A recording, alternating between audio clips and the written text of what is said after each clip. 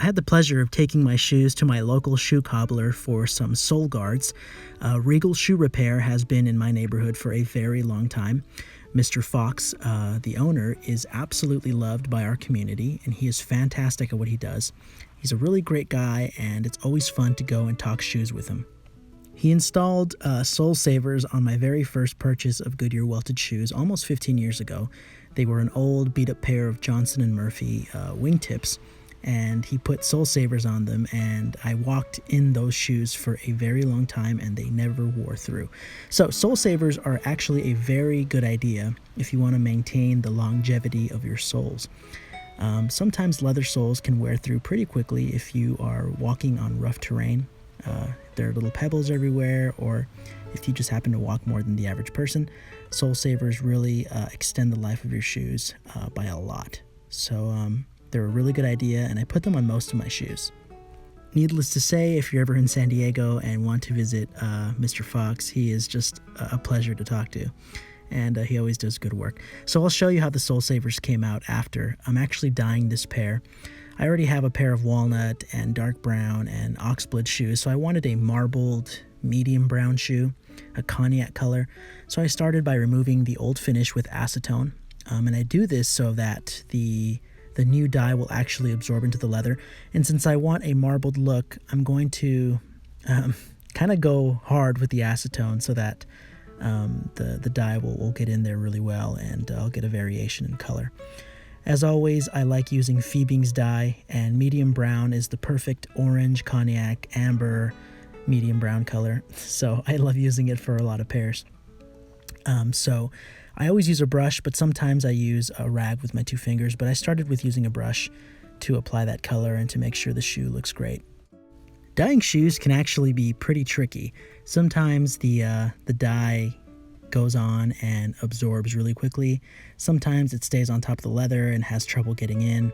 The best idea is to remove as much of the factory finish or as much of the old polish as you can. Now, I really wish I had some audio for you in the background, but it was really hot. We had some Santa Ana winds coming into San Diego, so it got up into the 90s, and I had the AC blasting, so I didn't want to leave the audio on. It sounded really terrible, so you'll forgive me.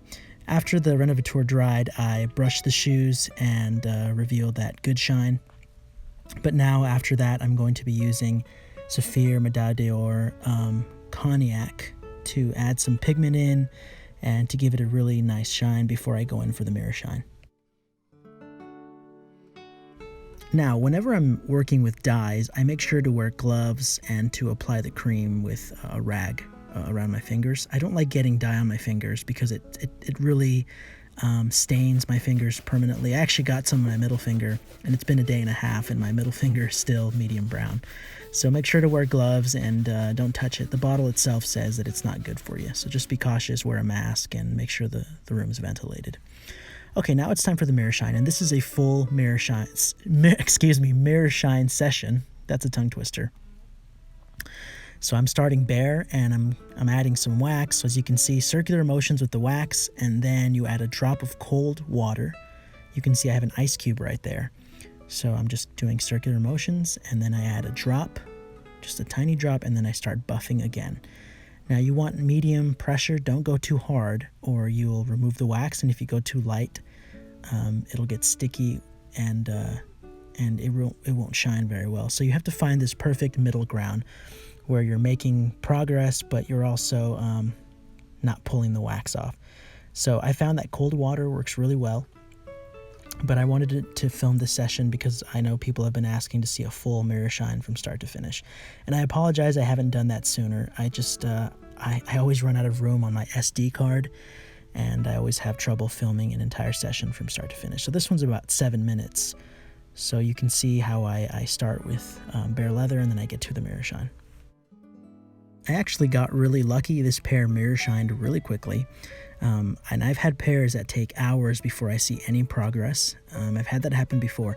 So just be patient. I know I get emails and messages where people tell me they're really frustrated because they just can't get a mirror shine. And I tell them just be really patient because it can really take an hour or two. And there really isn't a machine or anything that can make a mirror shine happen really easily. So Just be really patient and keep buffing, keep adding cold water, keep adding tiny bits of wax, and you'll see some progress, and you can keep going from there. Apart from that, my only other piece of advice is that you can only get so far in one session. After a while, you will see no more progress. You have to just stop and let the shoes sit overnight or for a couple of hours to let the waxes settle in. And you can start again and you'll see a true glass appearance start to come in. So remember, it can't be done in one sitting. A really good mirror shine, I found at least, takes a couple of hours spread out over a day or two. Now, for those watching, as you watch the mirror shine, I'd like to remind everyone that I started a new Facebook group called #ShineYourShoes, where you can join and come talk shoes with us, and you can find some good tips and hear from other people and other members who are learning to shine their shoes as well. It's been a lot of fun so far, so come down and join us. We'd love to have you. Oh, before I forget, I'd like to mention when mirror shining, heat, I guess a type of friction, does glass the wax over for that true mirror shine. So you do want to add some speed so you get some heat, and then the wax will melt, and the cold water brings out the hard waxes to the surface. So that's also a good idea. So again, I know I've said this a million times, just be really patient. It takes even the best shoe shiner a long time to get a good mirror shine.